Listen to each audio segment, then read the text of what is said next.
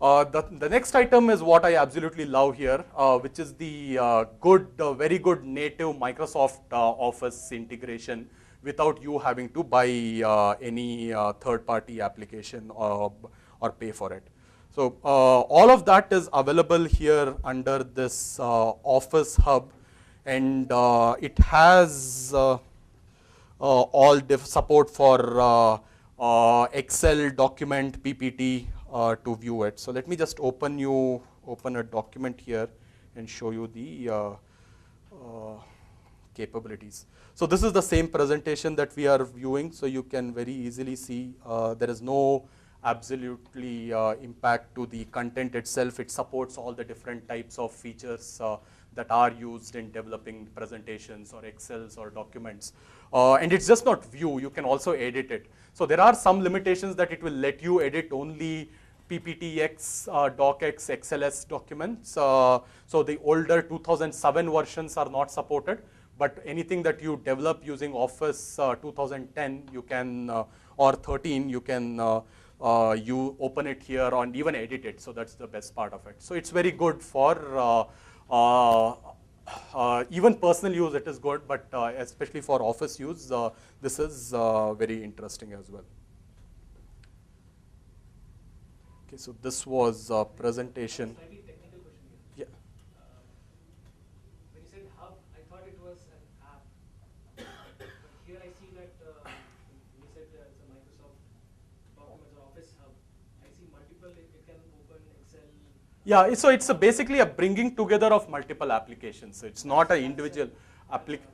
Yeah, so that's an hub per se. Okay. So if I'm developing a product which has got multiple functionalities and which are broken down into different apps, it is still a hub and you can kind of organize that in a hub? Not really. So it's not, hub is more a native concept of Windows Phone 7. You can't have your own hub, or maybe you can, but it's not officially termed as a hub. So hubs are what Microsoft provides as a default. And hopefully someday they will also provide other kinds of hubs, like newsstand, what is there on iOS 5, right? So that can become there can be a similar hub here. Books can become another hub, so on and so forth. But today it is restricted to those 6 categories which exist. So this is an Excel document. So you can, so it's difficult to manipulate, but still you can view it, and you can also do some simple things on the phone itself. And similarly, the dock also can be opened here. Okay, so moving on with the Mango 7.5 release, Microsoft launched support for multitasking on the phone. So it does support full multitasking, and you can, there is also a way for you to quickly switch applications, which is by long pressing on this back button. So if I long press on this, it will show me all the different recently used applications, and I can just go back to any of these which I want, and you can start from wherever you left off.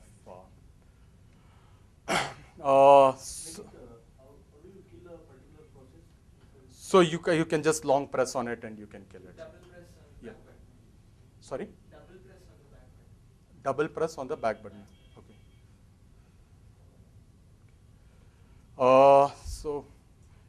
The next one we talked about was that Microsoft decided to side with Apple here and stopped support for Flash. So there is no support for Flash in this device. But the real limitation is what you had pointed out. So there is very limited support for HTML5 as well. So as a result, a lot of good newer websites which are now being developed using HTML5 to get away from Flash may not still run fine on this Windows phone. So that is definitely a limitation here. To sync content from a phone or to back up a content from a phone to a laptop, you use the Zune player, and you can sync content either by plugging the device over a USB cable, or you can do it wirelessly as well. So both the capabilities are there.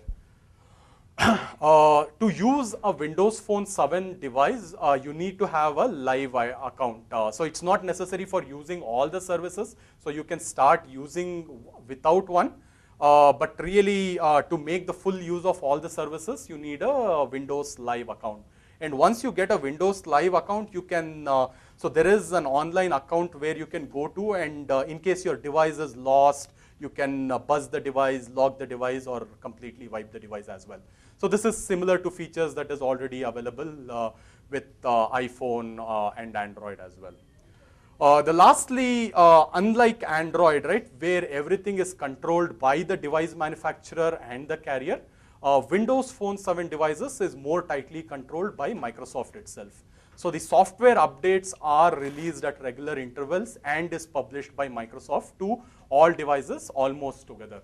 So they do some kind of bandwidth throttle, for bandwidth throttling purposes, they do kind of phase it out by carrier and by geography and all of it. But more or less, it's not that this device will not get Tango update for 3 months while there are other devices which would have got it. So that will not happen. Again, one of the reasoning there is to avoid fragmentation. So these are some things that Microsoft has learned from Android, especially how it has gone ahead, and so what are the typical problems, and they have tried to find a solution for some of those problems. And this one is primarily geared towards avoiding fragmentation of the operating system.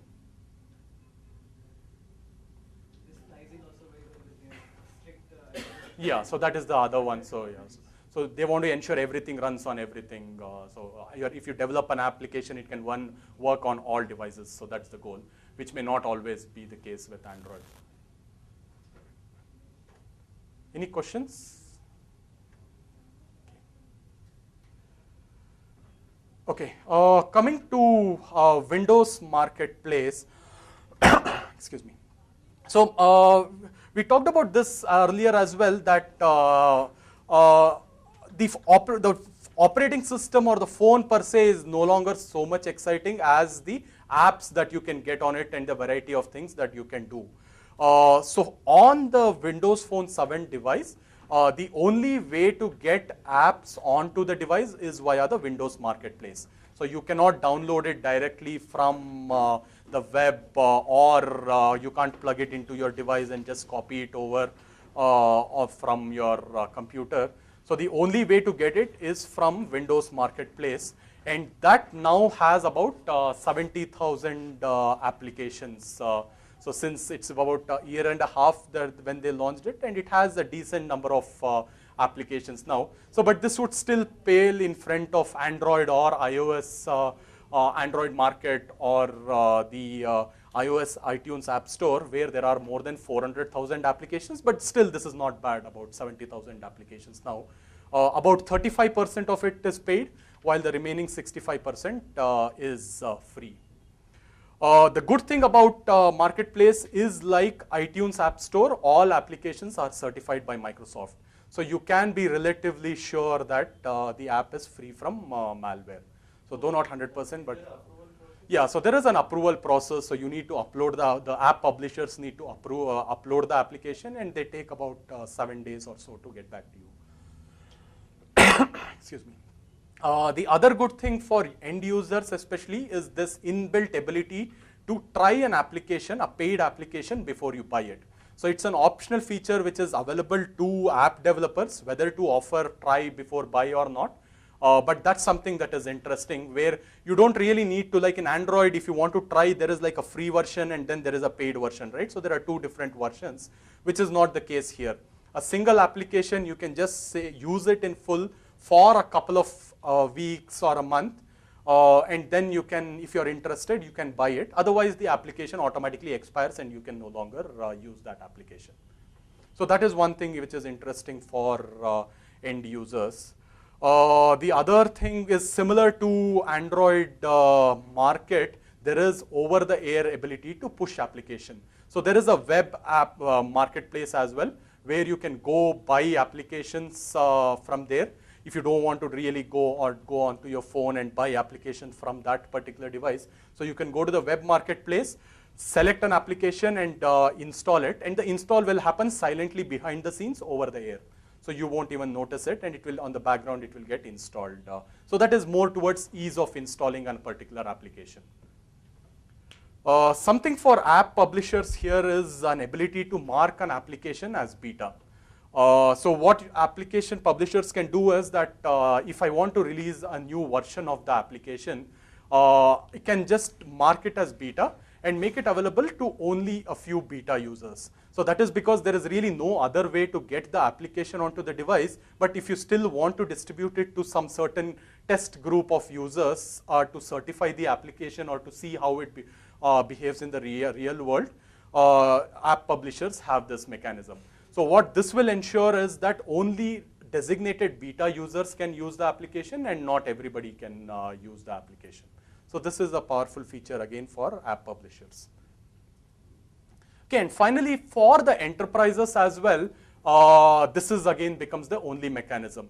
So even businesses who develop applications for their internal use will also have to upload their application for certification as well as distribution to Windows Marketplace. So let's say a business buys 10 Windows Phone 7 devices and wants to make their internal sales application available to all. So they will still have to develop that application and upload it to Marketplace. So they cannot distribute the application directly. So they upload it to Marketplace. The only difference is that this application will not be publicly available. Not everybody will come to know about it. There will be a hidden URL that can be distributed to a set of users, and only those users can access this application. But isn't it like a security threat that Microsoft is certifying it, whatever the internal application? Exactly. So they are changing this as well. But this is a so in some ways it is good. You don't have to host the application. You don't have to worry about all of that.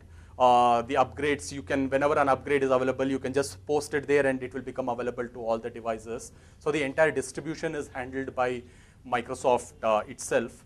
But yeah, you're correct that there are concerns. These 70,000 apps also contains the private apps numbers also? No, so 70,000 is on their publicly available on their apps marketplace. Is there a limit on number of private apps enterprise? No, there are no level limits to that, so you can have many. How does technically over-the-air app pushing interface?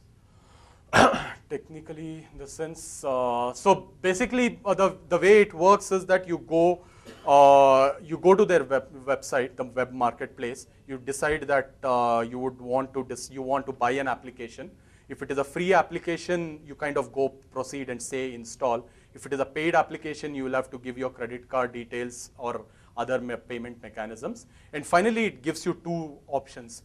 One is either you can silently install now, or you can send yourself an email with instructions that an instruction typically contains the direct link to the application that you can hit from the device itself.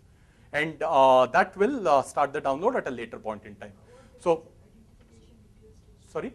What device identification? So it will ask you to select the device that you want to push the application to. So you will see all your registered devices which have the same live ID. So the live ID is what is used. So if you have, so even for marketplace, if you want to download anything, your live ID is mandatory, and all your devices are associated with that live ID. Even for debugging purposes, we are installing apps, still we need to get the certificate? No, so there are ways for development purposes, there are ways you can get away with it. So if you so to develop applications, right, you need to have what is called a developer account for Windows Phone 7. And once you have a developer account, you can unlock 5 devices to get apps downloaded directly. And you can use those 5 phones for getting your apps onto those 5 phones, and that you can use for development and debugging purposes. There you don't need to go through this approval process. So it's just that the process of transferring applications onto the phone is tricky. So what you need to do is you create the application here. I think it's called XAP. The extension of that is called XAP. So you create those files, and then you need to plug the device onto your laptop. And there is a special application for transferring over the content. I don't know. Yeah, the deployment tool. So you need to have the deployment tool, and the deployment tool will transfer this content. So it cannot be done over the air. That is a restriction, and it is limited to just 5 phones that you can unlock.